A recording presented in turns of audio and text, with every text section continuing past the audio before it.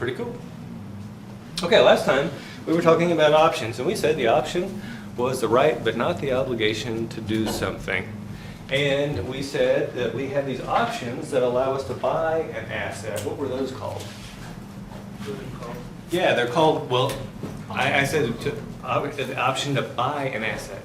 Oh, buy it. Yeah, it's a call. What about the option to sell an asset? It's a put, right? Okay, so there are two parties in every one of these transactions. There are the people selling the option, and they receive a premium in return. And then there are the people that are buying the option. Only the people who are buying the option have the right, but not the obligation. The other party has the obligation to do whatever the buyer demands, right? And that's why you're getting that premium. You're putting yourself at the mercy of this individual in exchange for money. Kind of like I am right now. I'm putting myself at the mercy of you guys in exchange for a paycheck from the university. Okay. Now, let's talk about, we said last time that there are actually two pieces, and we started off talking about the intrinsic value of the option. And the reason, if you go back and you look at the value of the option, those were all at expiry. There was no time left in the option's life. And so all the value was intrinsic. But there is also this speculative value. And a speculative value is all about paying for the possibility that this stock, if it's a call option, that the stock might go up, or if it's a put option, that the stock might go further down. And so that's why we have the speculative value. That's why if your option has any time at all left on it, it's never optimal to exercise the option. You'd be better off to sell the option to someone else. Because if you exercise it, all you get is the intrinsic value. If you sell it, you get the intrinsic plus the speculative value. Okay, any questions so far?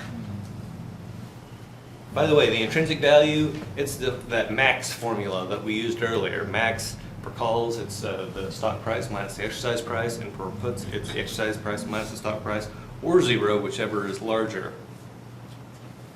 So let's talk about selling. We just talked about this. The seller has the obligation. They don't have any option here. They have sold their rights to someone else. They've put themselves at the mercy, and what in exchange for that, they get the option premium. So now, earlier we looked at the payoffs and profits from buying options. Now we're going to look at the payoffs, and we'll verbally walk through the profits of selling these. And so let's think about if you sell an option, what are the payoffs? Well, if the stock price stays below the exercise price, then the payoff is zero. But if the stock price goes above the exercise price, for every dollar it goes up, your payoff drops by 1. By the way, the payoff here is negative, because if I tell someone that I will sell them this stock at $50 a share, and the stock goes to 62, I've actually lost 12 bucks there, because I could have sold this stock for 62 if I hadn't promised that I would sell it for 50. And so that's why this payoff becomes negative when the stock price goes above the exercise price. Now, if I sold this for $10, what would my profit be when the stock price is $20? Sold it for 12. I sold it for 10. Or 10. Sold it for 10 bucks. What would my profit be at stock price of 20? Well, the payoff is zero. Go ahead. No. And remember, I sold this option. I received $10 for having done so. Yeah, so my profit is going to be 10 all the way up until 50.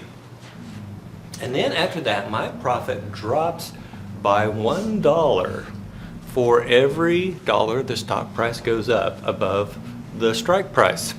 And so when do I break even on this thing as far as I'm not making any money, but I'm not losing any money?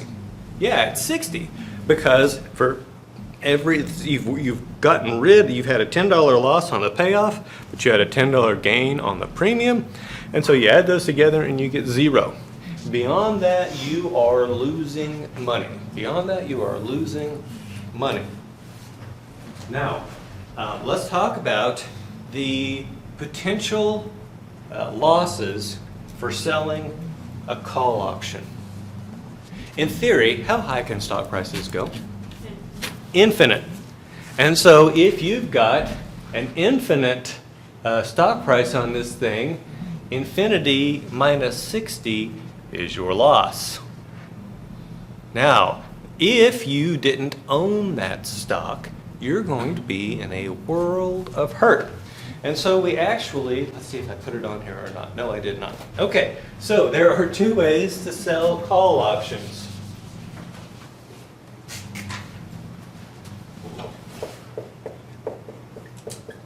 Naked and covered. Folks, this is about as exciting as it gets in finance. We actually use the word naked, right? Okay, so what is a naked call? If I don't actually own the underlying stock and I sell the call option, then I'm exposing myself to these potential infinite losses that I can't cover. Does that make sense? So, how do I protect myself? Well, what I do is I actually buy the underlying stock. So, options, and you need to write this down too. Options come in contracts for 100 shares. Options come in contracts for 100 shares. So, if I'm going to sell calls, I'm going to sell covered calls, which is where I own the underlying stock, then I need to go out and buy stock in increments of $100 so I can sell a contract on each of those $100, or 100 shares, sorry, 100 shares. And so I actually used to do this back in 1998 when I thought I was smart. I actually got into options trading. And my first experience with options was buying call options on my own company. And the stock price shot up. Now here's the fun thing. If I spend $2 on the option and the stock price shoots up by 5, above or actually if it just shoots up by 5, because then I just turn around and sell the option for $5 more, so I've got a profit of $3 there. But think about that in percentage terms. Isn't that an amazing? So this is why if you had inside information about a company, you don't buy the stock, you buy the call options, because you can buy a boatload more call options, right, than you can shares. Now, should you be trading on inside information? No, it's immoral, it's illegal, it's wrong. Don't do it. Okay, but that's why you see all these people that get caught. Typically, they're not buying shares, they're buying options. Okay, so here's what I did. And by the way, I was not operating on inside information, but I did buy call options for my own company, which was probably suspicious to the SEC. But the stock price goes up. I made 55% in 2 days. And I thought, I'm not a greedy man. And I sold it. And then I watched the stock price keeps going up. And so I'm like, and I jumped back in. And over the next 3 days, I lost every single bit of money that I had made over the first 2 days. And so that was a cheap lesson to me, right? I'm not that smart.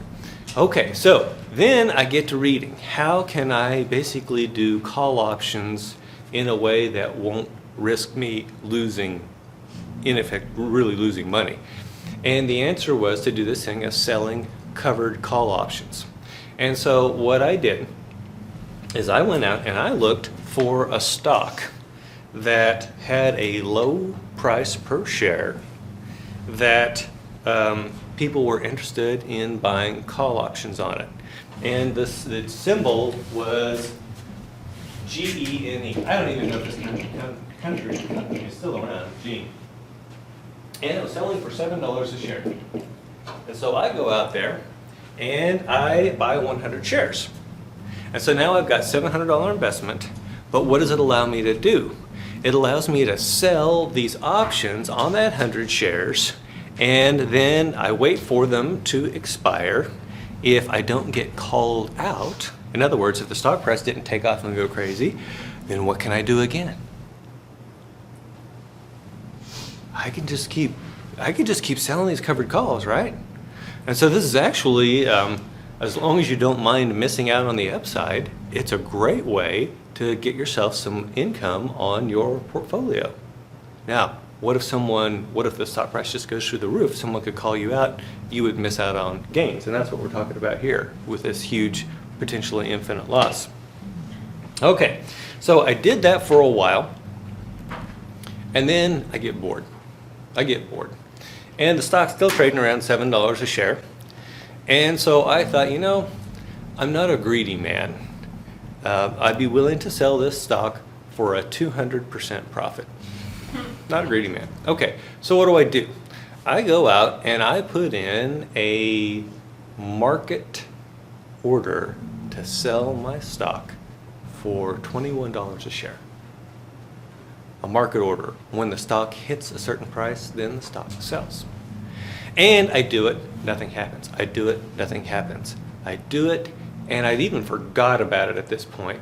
And then I get an email from, back then it was just Ameritrade, and it says, your stock is sold. And I'm like, yay, 200%. And then it says the sales price was 22. I'm like, yeah, way to go TD Ameritrade. They got me an extra $1. They're my friends. And then something hit me. Why in the world would I get an extra $1? So I go out and I look at the stock price. It was $106. Now, let's think about the name of this firm, GENE. They were doing biotechnology stuff. And, they found the cure for something, like super herpes, I don't know. But so they found the cure, and the stock price just through the roof. Now, I could look at it as if I gained $15. But in reality, I lost 84. Now, why did I get the 22 instead of the 21? Because the stock was going up so fast that when TD Ameritrade hit the button, by the time the transaction actually happened, it was up to 22. Okay, so there's your covered call story. Any questions? Okay. Now, here are the put option payoffs. And this is the option, selling a put.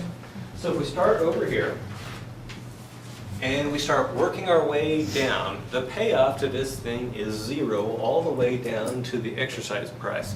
But after that, if you sell a put, for every $1 it goes below the exercise price, your payoff is minus $1 more.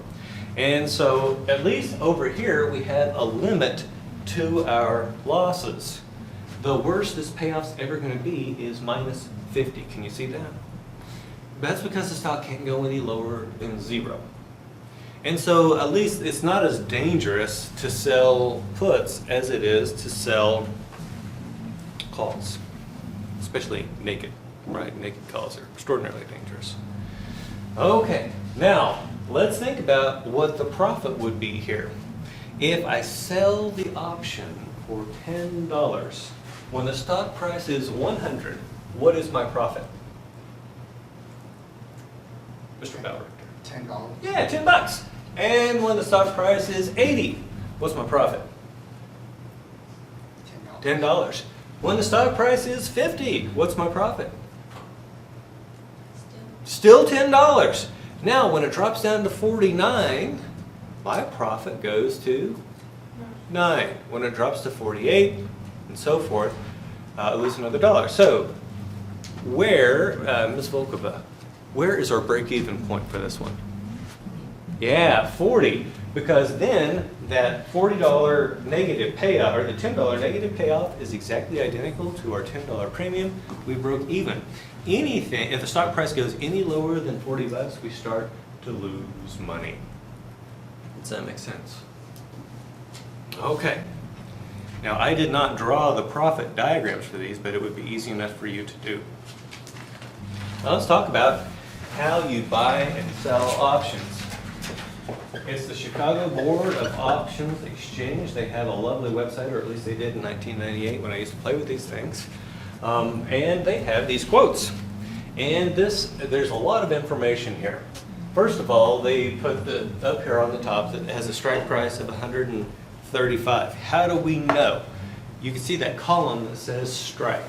Do you see that? And you're going to have options of different strike prices. They're not all going to be the same strike price, but you're going to see them distributed about the current stock price, because there's a chance the stock could go up, a chance the stock could go up and down. So you're going to see them distributed around the current stock price. In fact, the current stock price you can see right now is 138.25. And because this is all the same underlying stock, that's the same for each one of these options. And then we have expiry. And so we see there are different months here to expiry. And so let's take a look at the first two. We've got call options, one strike at 1:30, or actually the first two are strike at 1:30, one expires in October, the other one in the following January. These two have exactly the same intrinsic value. Can you see that? Because the intrinsic value of a call is the maximum of the stock price minus the exercise price, or 0. Stock price here is 138.25, and we're subtracting 130, so each of these have an intrinsic value of $8.25. So what does that mean the speculative value is for the October option? Mr. Scott. Can you repeat the question? Okay, so we know this thing has an intrinsic value of $8.25. It's just $138.25 minus 130, which is the strike price. So that's the intrinsic value. We can tell from the quote that this thing is selling for $15.25. So if the total price of the option is $15.25 and the intrinsic value is $8.25, how much is the speculative value? So 15.25 minus 8.25?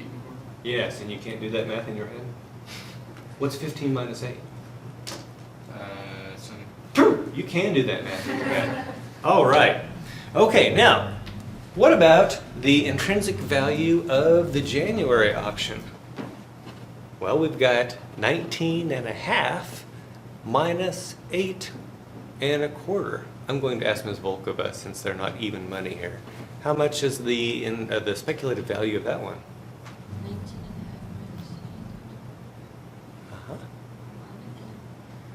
How about 11.25? 11. 11.25. Very good. Okay. So do you see how this works? And why does the January have a higher speculative value than the October? It's because it's further out. There's a greater chance that that stock could go up in that extra, how many months is that, 3? In that extra 3 months, there's this greater chance that this stock price is going to go up. And so that's why people are willing to pay more for the one that expires later. Now, what about the put options? By the way, if the intrinsic value of the call options is positive, what does that mean about the intrinsic value of the put options? Or I could put it another way, are the put options in the money?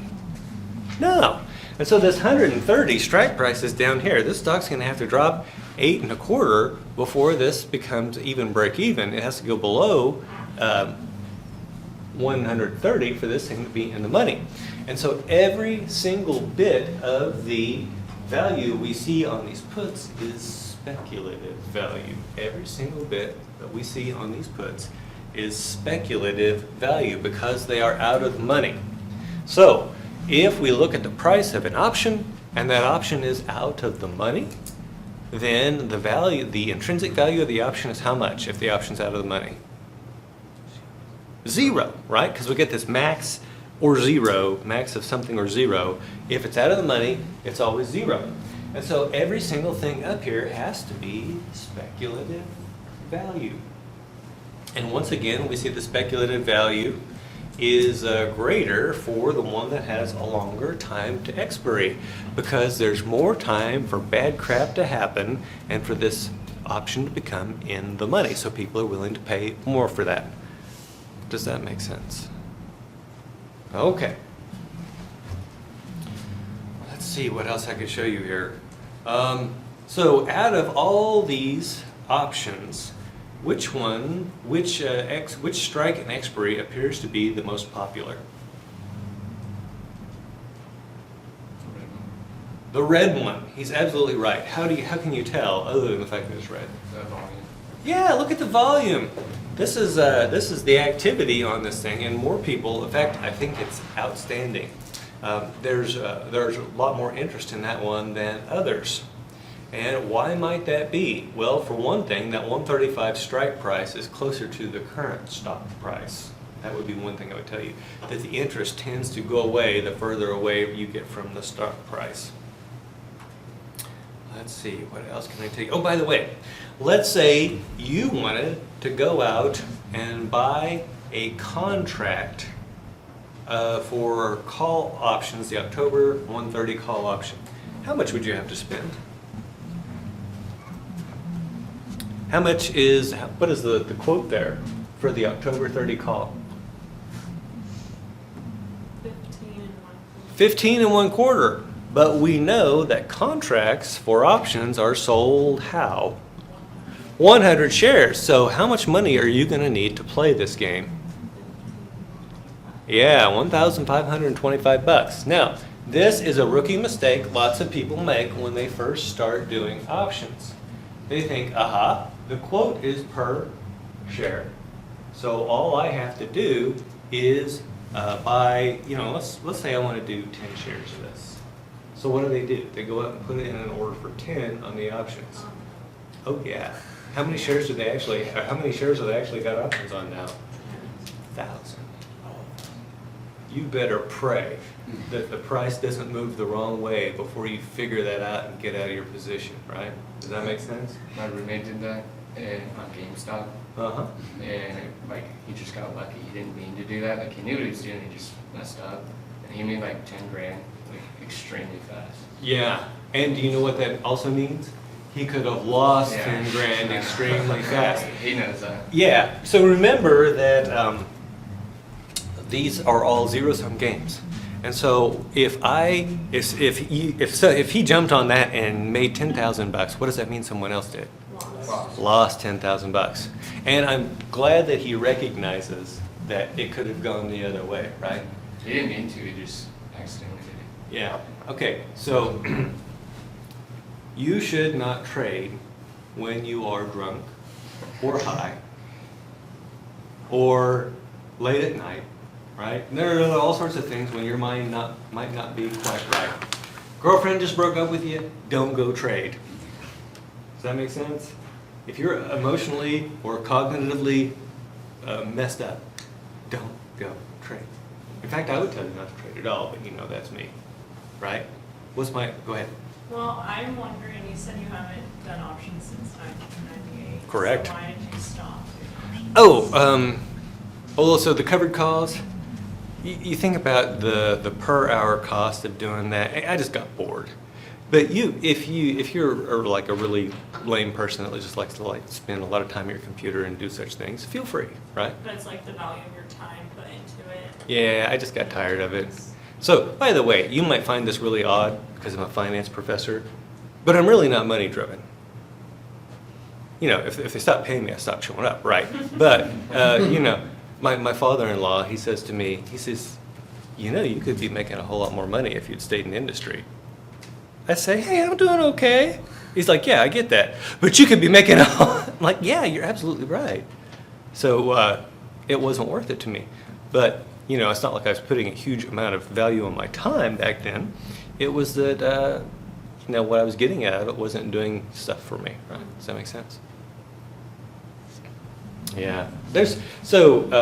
In finance, we have the efficient market hypothesis, which makes the assumption that prices react as if the traders were all rational.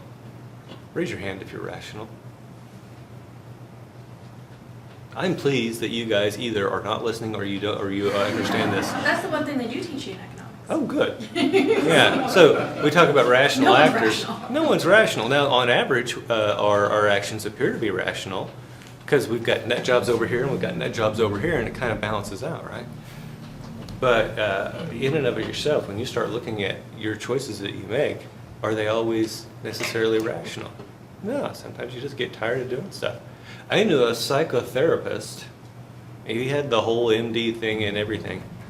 He quit and opened a donut shop. Now, if you're just looking for pure rationality, that's not it. Made a lousy chili dog too. Okay, because that's what they served at lunch, chili dogs. Okay, any other questions?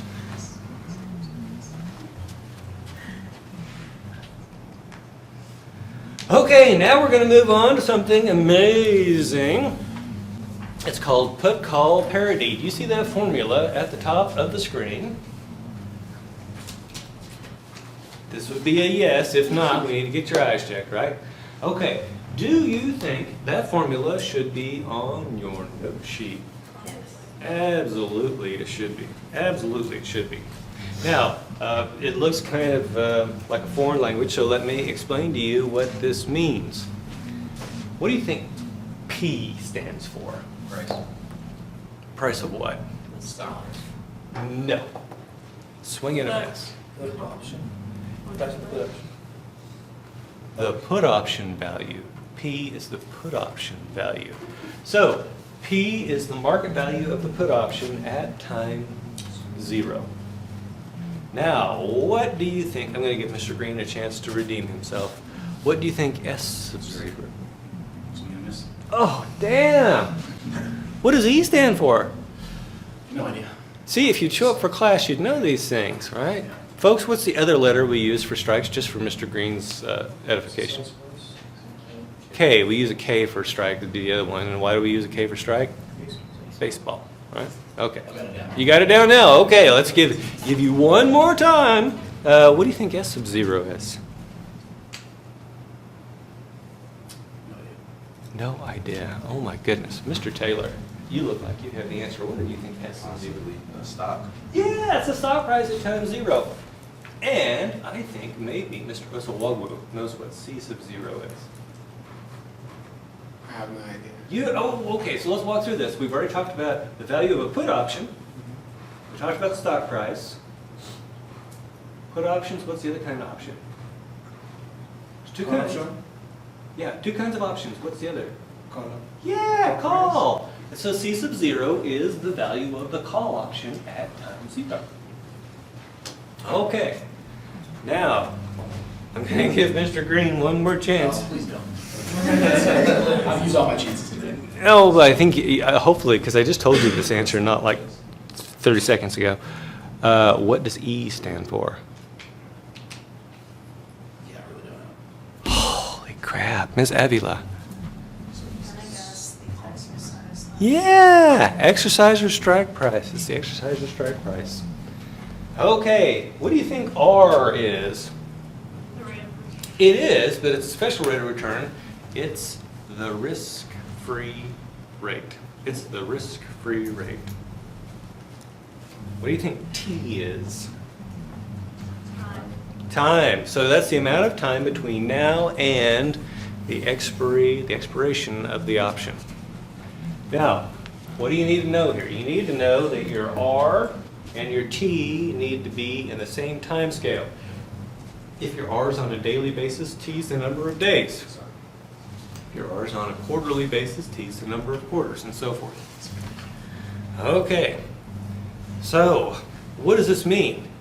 It means that the payoff from buying a put option and the stock, one put option and one share of stock, is exactly the same as the payoff from buying a call option and a bond with a face value equal to the exercise price of the option with the same maturity as the option has expiry. Now let's see why that would be the case. So the bond's risk-free. In fact, for this example, we got a strike price of 25. So our bond needs to have a face value of 25. And if we buy a bond at time 0, the value of that bond, or the value of the bond at time 0 is 20.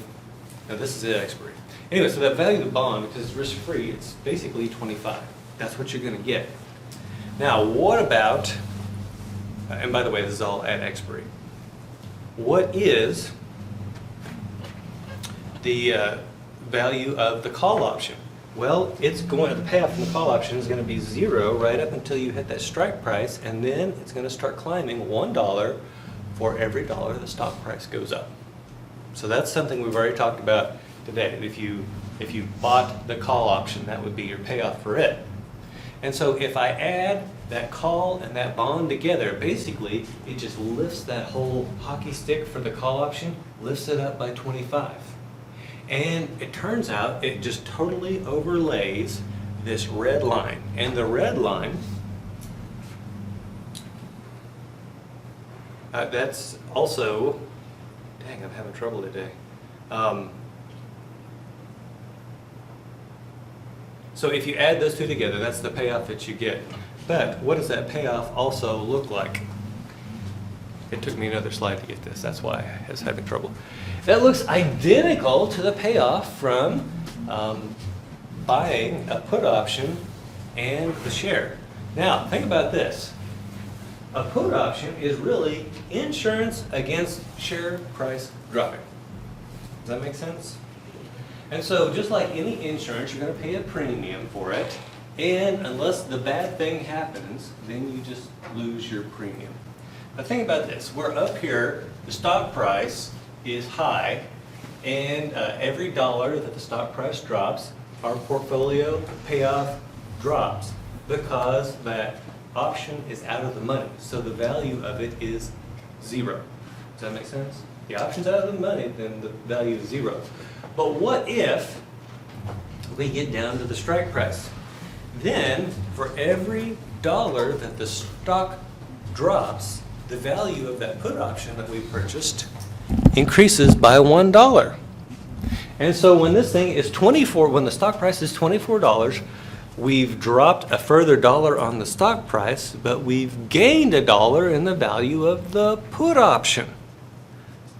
Let me say that one more time. When it falls down to 24, we've lost a $1 value of stock, but we've also gained a $1 of value in the put, and so those two cancel out.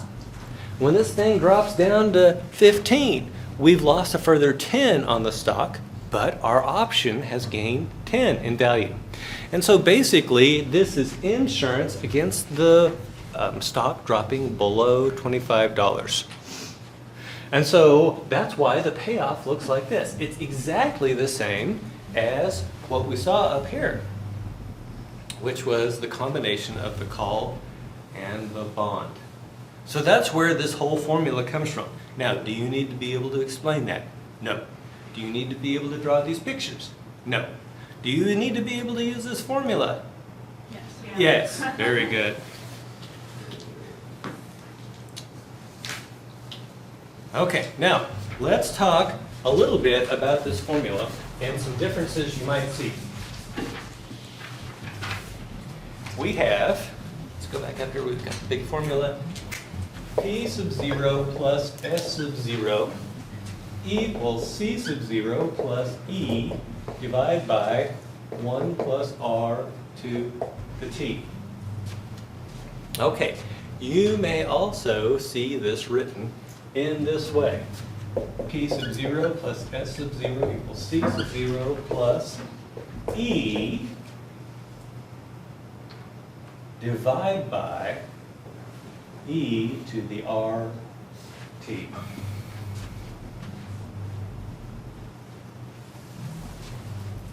What is that? It's No. It's the exponential. oh yeah. It's the exponential. It's what we use with continuous compounding, right? Yeah, and she found it on our calculator. Okay, so That's the exponential. Now, you may see it written this way.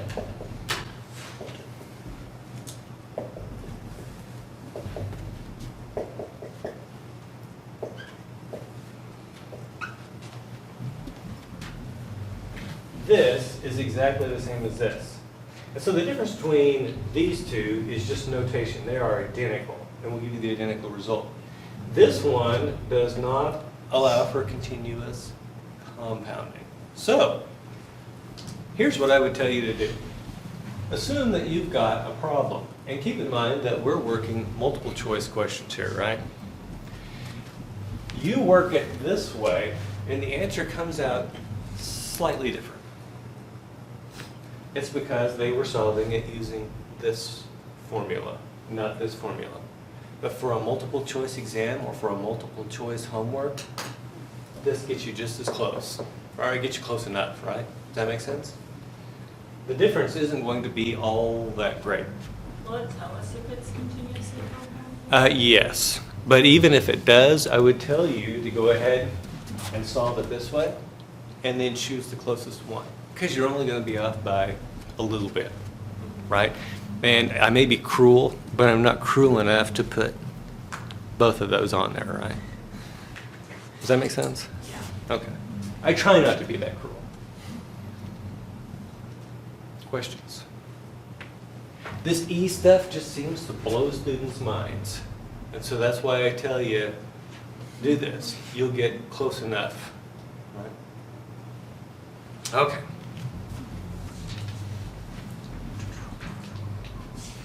So, we've talked about the value at expiry, but that doesn't give us any way to understand what the value of the speculative value is.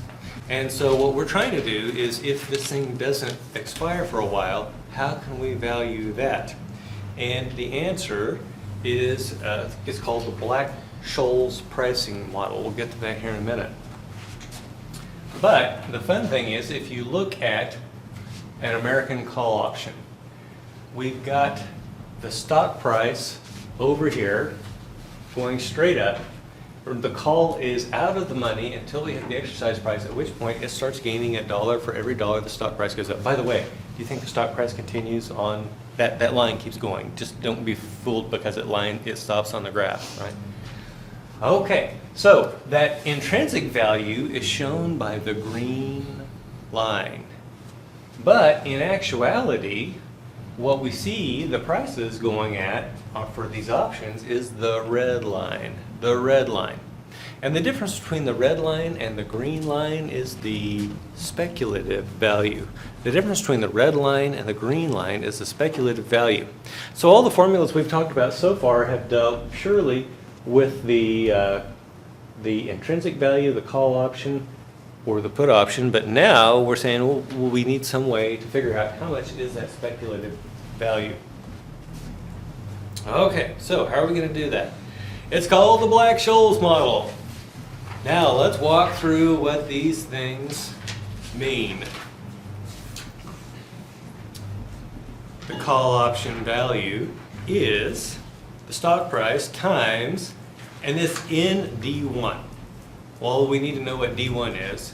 And we go down, and D1 is the natural log of the stock price over the strike price plus the risk-free rate plus the variance of returns on the underlying asset divided by 2 multiplied by T. Ms. Crable, you already have the appropriate look on your face.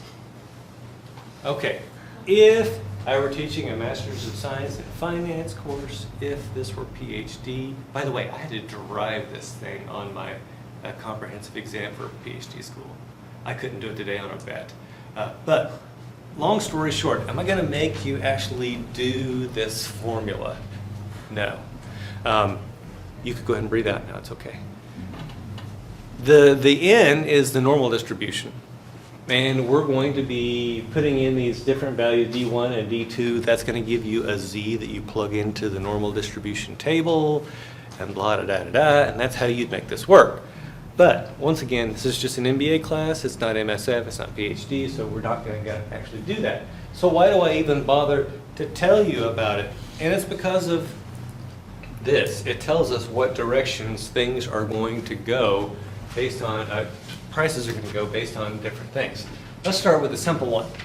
As the stock price goes up, the value of the call option goes up.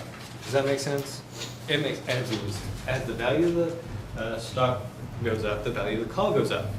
As the stock price goes up, what happens to the value of the put option? It goes down.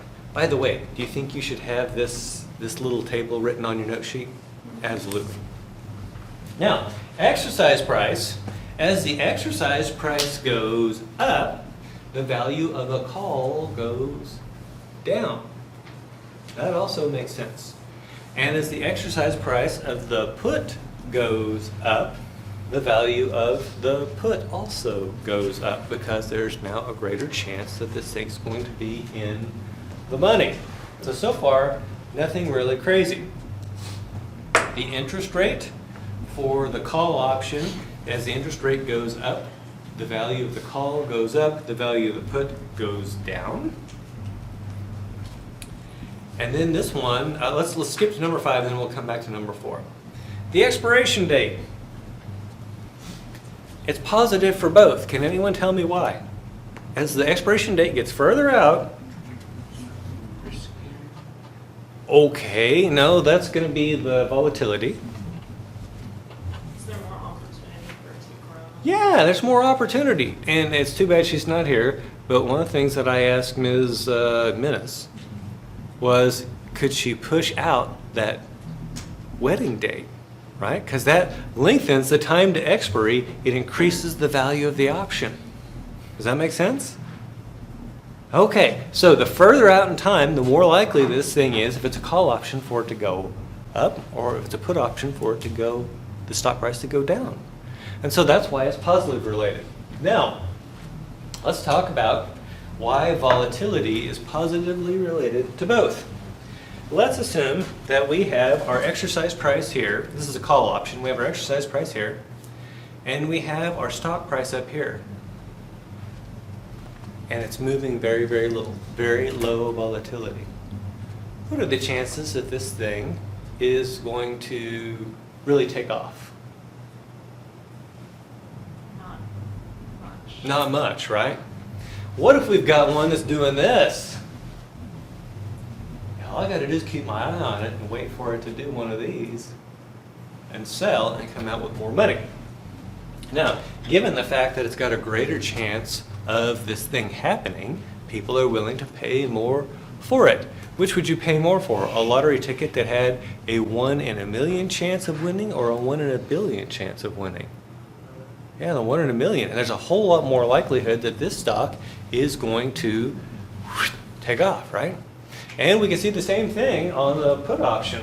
Let's say, in fact, on that call option, I should have been doing this, right, with the strike up here and the stock price down here. But on the put option, in order for me to get money out of this thing, stock price has to crash below that. Well, if this thing's just cruising along up here, chances of it actually getting into the money, pretty low. But if it's doing one of these jobs, whoop, it's entirely possible that this thing will become in the money. And so it's more likely, so people are willing to pay more for that. So we see that the riskier it is, and the longer time the expiry, the greater the chance that this thing is going to become in the money, and therefore the speculative value is higher. Questions? Okay. Now let's talk about the application to corporate finance, which is really what this class is supposed to be about. We say that levered equity is a call option. Equity, the stock. So you own the stock in a company. And what do we mean by levered equity? Mr. Umfleet. That When we use leverage, what are we doing? I don't really know how to explain it, but like if stock goes up, you're gonna make a bigger percent. Why? What's in our capital structure that makes that possible? Starts with a D. It's not donuts. Debt. That, no. Lever. leverage, so the greater the debt, the greater the leverage. And if you think back to the equity multiplier, it's total assets over total equity. In other words, and this is the equity multiplier, which is our best measure of leverage. As this, so it starts out, if you have no debt whatsoever, the equity multiplier is 1. But the more and more debt you add to this thing, the greater and greater this equity multiplier becomes. Okay, so that's what we mean by leverage. Now, if the company has borrowed money, we can think of this as a call option. In other words, the debt holders have sold a call option to the shareholders. So the underlying asset, in this case, is the assets of the firm. We've been looking at stock options on stocks, and the underlying asset was the stock itself. But now we're viewing the underlying assets as being the assets of the firm. The debt, the people who buy the debt, what are they basically doing? They're giving the firm money in exchange for a fixed return. And so what does the firm do? When it comes time to the maturity of that loan, which is the expiry of this option, the managers of the firm have two choices. They can either pay the debt and keep the assets, or they cannot pay the debt and let the debt holders take the assets. Does that make sense? Okay, so here we are. We've borrowed $100 million, and when the time comes for the debt to be paid, the value of the underlying assets is $150 million. Do we pay off the debt? Yeah, this call option is in the money by 50 million, right? Because it's only we're gonna exercise the option, we're gonna pay them their 100 million, which is the strike price, and we are going to have 50 million left over, so we're in the money. What if instead, at the end of all this, the assets are only worth 80 million? Are we going to pay the 100 million in debt? No, we're going to declare bankruptcy and let them take the assets. Does that make sense? And so that's how we can view the levered equity of the firm as a call option. Okay, now, we could also look at it the other way as a put option, but here's what you need to know out of all this, and the argument's very similar. Here's what you need to know. What does that mean for the value of the, if we could look at stock as an option, we can look at some things here, and one of the things that we look at is that volatility of the stock price. If we can model stock as an option, we can actually raise the stock price by undertaking more risky kinds of activities. And we see this. We see this when a firm, let's roll back to the savings and loans disaster of the 70s and 80s. We had these bank-like things called savings and loans, and they made a bunch of bad loans. And so now they're basically getting close to being insolvent. And so what do they try to do? Are you guys familiar with the Hail Mary pass from football? Mr. Scott, what's a Hail Mary pass? Launch it as far as you can, hope someone catches it. Yeah. So here we are. We know we're going to lose, right?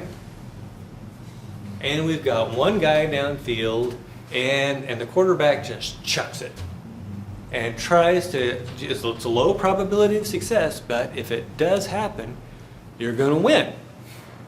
If it doesn't work, have you really lost anything? No, you were going to lose anyway, right? And so this is what the savings and loans did. They found themselves losing with time running out. And so what they did is they launched some Hail Mary passes. In this case, the Hail Mary pass was taking on some extraordinarily risky bets, that if they paid off, it would save the company. And if they didn't pay off, well, hell, we were going bankrupt anyway. Does that make sense?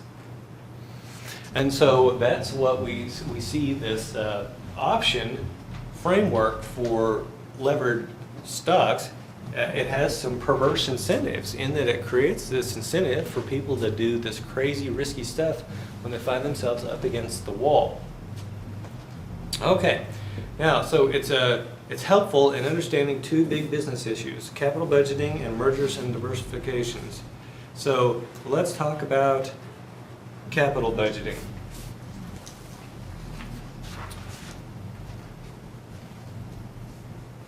Do you think it's possible that a project could have a negative NPV, but it might actually be worth doing because it gives us the value, the option to do something else later?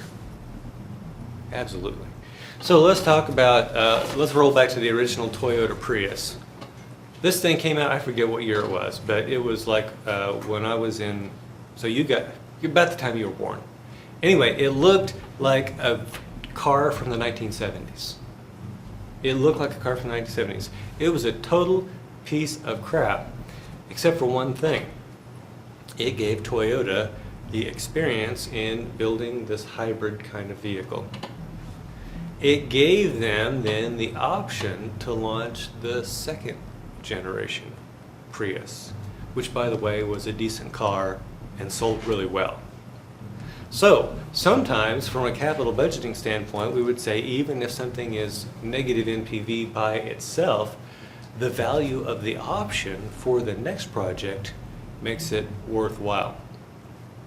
Another example would be movies, sequels. So there's the Lord of the Rings trilogy. I need to, has anyone done a good series of sequels lately? Like 1, 2, 3?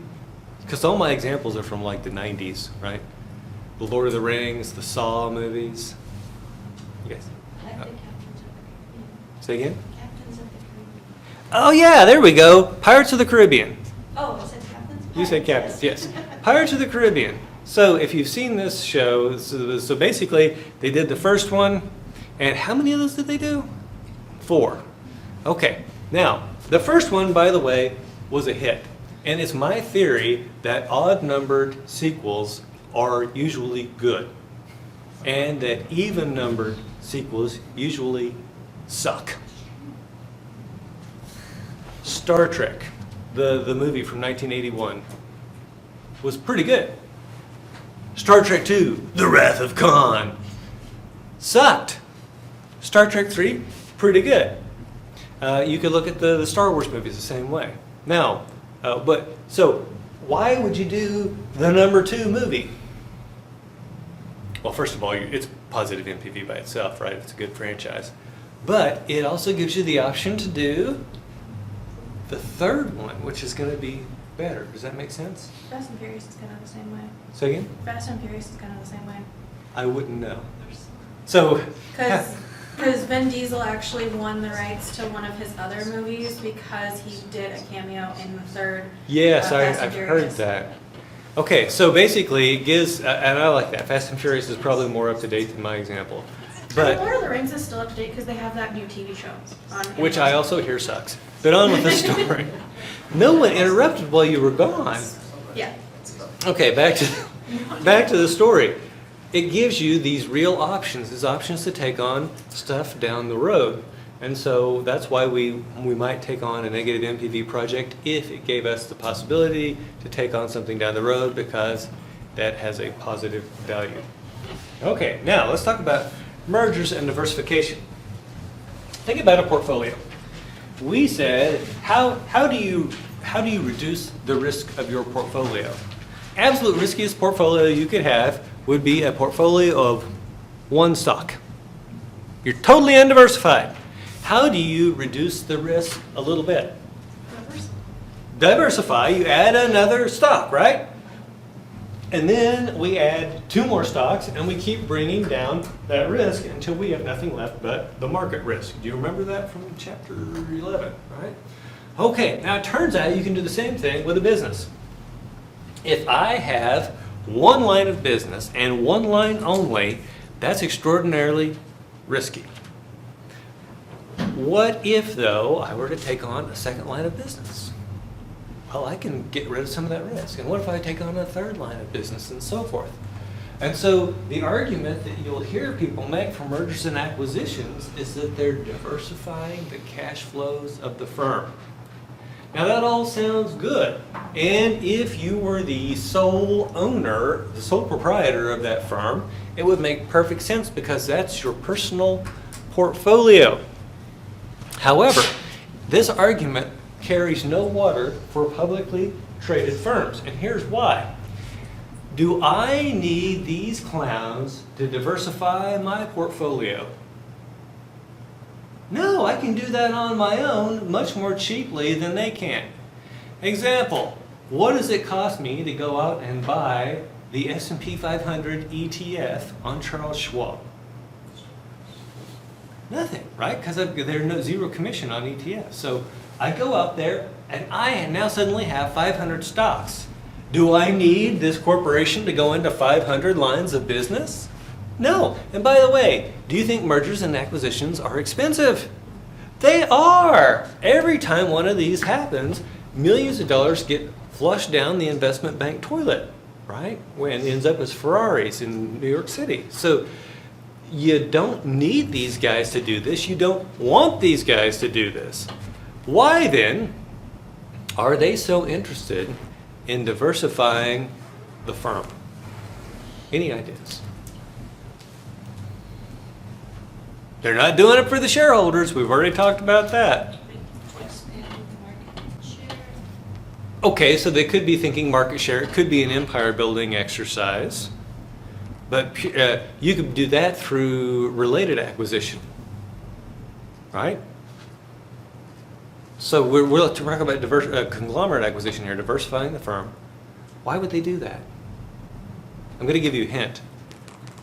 What is the great majority of their wealth composed of? I'm a CEO. I get paid in 2 ways. I get cash and I get stock. Now, am I allowed to just go out and sell that stock? I might be allowed to, but what kind of signal would it send to the market? That's a bad signal, right? And so you're like, damn, I'm stuck with all this Halliburton stock. By the way, I only have 7 shares. But I'm stuck with all this Halliburton stock, and, I can't diversify my portfolio. Well, hey, if I can't diversify my portfolio, what can I do? Diversify the company. Does that make sense? And it's even worse than that, because not only are most of their financial assets tied up with that company, 100% of their undiversifiable human capital is also tied up with that company. And so now they have 2 reasons to want to try to diversify the company. One is to diversify their financial portfolio, and the other is to reduce the risk of their own human capital that they have invested at the firm. Does that make sense? Okay. Now, what does this mean to you? I doubt, I don't mean this in any mean way, but the probability is low that any of you are going to wind up to be CEO of a huge company. Now, it's not impossible, but just looking at the numbers nationwide, how many MBA students today are going to turn into CEOs? Very low, right? Okay, but how might you be impacted by this? If you go to a company and they have an employee stock ownership plan, should you participate in it? Let's say that they're going to give you just a very slight discount, or they say, well, you can buy it commission free. Should you put your money in the employee stock ownership plan? Ms. Bergner, I think you may have the answer. She says no, and she's absolutely right. I was gonna say, I feel like the answer is no. You feel, yeah, well, hey, trust your instincts here. Now, the question is why? your human capital is 100% invested with the firm, right? You can't diversify that. But what can you diversify? Your financial capital, right? Does that make sense? And so I saw this all the time in the oil field because the people weren't sophisticated financial thinkers, and they, rah, rah, rah about our company, and I was rah, rah, rah too, but I wasn't putting my money on it, right? Except for that time that I bought the options. Anyway, back to the story. What you'd want to do then is make sure you invest in everything but your company, right? And I can give you a very good example of why this is so important. Have you ever heard of Enron? Enron was this big thing when I was in MBA school, and in fact, people did presentations on it, how freaking great it was, and then it turned out it was just a big old house of cards. But the employees, most of them, had put all of their retirement savings into Enron stock. Now, when Enron goes belly up, not only are they out of a job, they have no money either, right? Does that make sense? And so I would tell you, unless they're giving you a really good discount and giving you the option to sell the stock fairly quickly, I wouldn't touch an employee stock ownership plan. They're called ESOPs. When I worked at Walmart, they had one, and it was like once you weren't an employee, the fees were so high. Like it was like $30 a year just to keep the employee stock account open. Oh, after you left? Yeah, after you stopped your job. So it was like if you were to turn, you would want to sell your shares like right away. Yeah. So all your earnings would be like eaten up. Yep. So Walmart's an excellent example. The 13th Walmart was built in my hometown, 1967. One of my dad's coworkers' wives went to work there as a cashier, and she got into the employee stock ownership plan and ended up being a multimillionaire as a result. And all she ever did was run a register at Walmart. Her name was Cheryl.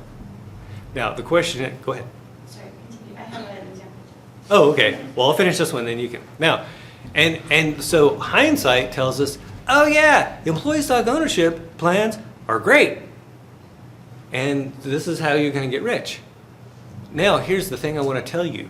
Sam Walton went bankrupt twice before he got Walmart to work. What if you were in the same mode of thinking with his first two ventures? You'd been squat out of luck. Yes? Yes, my example is Starbucks. Okay. When they first started, they started with one store in Seattle, and then when they got into the chain, they introduced something called Beanstalk for the employees. Uh-huh. And they would give it to them for a discount, and then when it really took off, there was a lot of stories of employees selling this stock for 100% of profit, and they would buy cars and houses and things, Mm-hmm. and pay off their loans and stuff. Mm-hmm. And once again, looking at hindsight at those kinds of things, you're like, wow, that's freaking great. Everyone should do that. But for every coffee shop that opened in Seattle, how many became Starbucks? One. In fact, for every coffee shop that opened nationwide. And it cracks me up today. People say, oh yeah, coffee houses are the way to get rich. And so you see it in every town. There's people think, oh yeah, I got this great concept for a coffee house. And so then they start coming up with it. Some of them survive, but only as one. And maybe they make a fair living for their owners. But are any of them likely to become like Starbucks?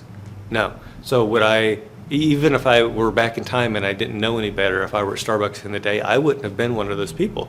Because I would say, phew, I'm not putting my money into this. This is probably going to go belly up, right? We do know 95% of small businesses fail in their first year. It's horrible. It may not be as high as 95, but it's huge, right? So does that make sense? I saw a coffee shop the other day. I'm just driving by, and it was called Farmhouse Coffee. And I turned to my wife, and I said, whoever named that obviously never drank any coffee in any farmhouse that I've ever been in, because it was always the cheapest, most rotten coffee. Maxwell House, even worse. Yeah. Oh my God. Oh yeah. Folgers was like a step up. That's why the city stopped the 7 brews from building any more locations, because they put up so many locations all at the same time, and if they all fail, then they've got got all these custom-made buildings that are just empty. Yeah.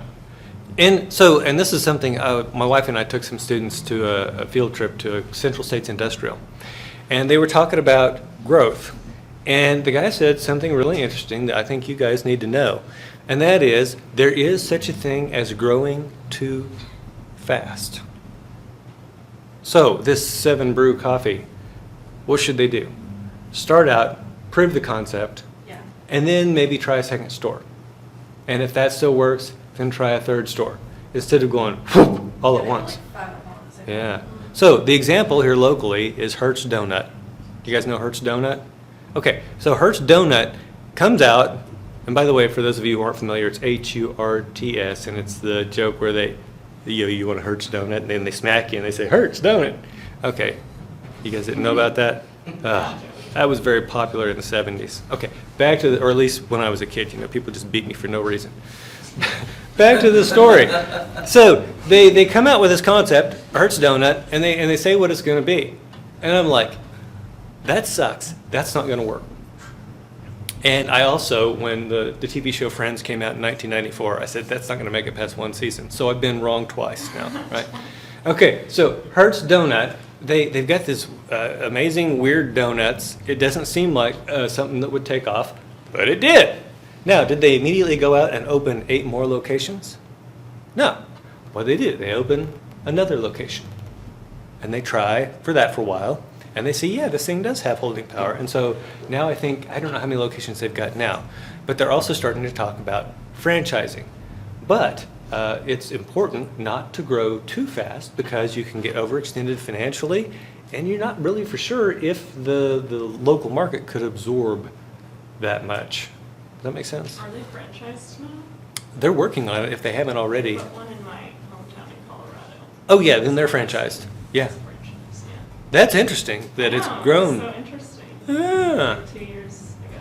it'd be interesting to go out there and try the donuts. Field trip. Well, it was like Andy's right after we moved here, put one in like where we used to live in Florida. Oh, And yeah. I was like, I put on Facebook with all of my like friends from there, and I'm like, go try this, it's good. Yeah, interesting. Okay, so we've been over that. So if they're diversifying only so remember earlier we talked about why we would keep companies from being able to merge, because it would, the bondholders of the safe part of the firm, basically their yield to maturity was going to go up, the value of their bonds was going to go down. It's just a transfer from the bondholders from the safe bondholders to the risky bondholders. Well, here what we're seeing is that it's transferring wealth from the stockholders to the bondholders, because if you diversify through a merger, your company is now safer, the yield to maturity is lower, and remember we said that the more volatile it was, the more valuable it was from an option perspective, but now the bonds are worth more because they're not as risky. So it's just a transfer of wealth. And I already mentioned that second bullet point. So if the management's goal is to maximize stockholder wealth, then mergers for reasons of diversification should not occur. For one thing, you're lowering down that volatility, which we said gives the option more value. Number 2, you're having to pay those transactions fees to do these mergers and acquisitions, and we know that those come straight out of the shareholders' pockets. And so there's a couple of reasons not to do diversification or mergers for reasons of diversification. Okay, now we talked about so I think I just got these, we've already kind of talked about this. You should, in theory, you should never accept a low or negative, or a low or negative NPV project. You should always accept a high NPV project. But what if the low NPV project was really risky and would increase the volatility of the underlying assets? From an option perspective, then, you've increased the value of the shares. And so it might make sense to do that if you're trying to boost the share price. On the other hand, what if you have a really high NPV project, but it's going to make the firm very safe, and that volatility is going to fall way down, the option value of that equity is going to drop, maybe more than the value of that high NPV. Now, the only way this works is if the firm is highly leveraged. If the firm is highly leveraged, it's the only way this works. If you have an all-stock firm, you definitely don't do this because you don't have anyone to put those assets to if things go bad. So I've covered all that. Okay, so we talked about this. Oh, another example. Producing the iPhone gives the ability to produce the Apple Watch. Does that make sense? And so you see products that have follow-ons like that. Maybe the iPhone wasn't a positive NPV project by itself, but then once we start getting into these other things, then we start to have positive NPV, and so it's worth doing. I'm sorry I did that a little out of order, but I think I've covered everything I wanted to cover as far as options and the real world. If you're a manager and you're trying to maximize shareholder wealth, do you diversify the firm through mergers and acquisitions? No. If you're an employee, do you buy shares in the employee stock ownership plan? No. Questions?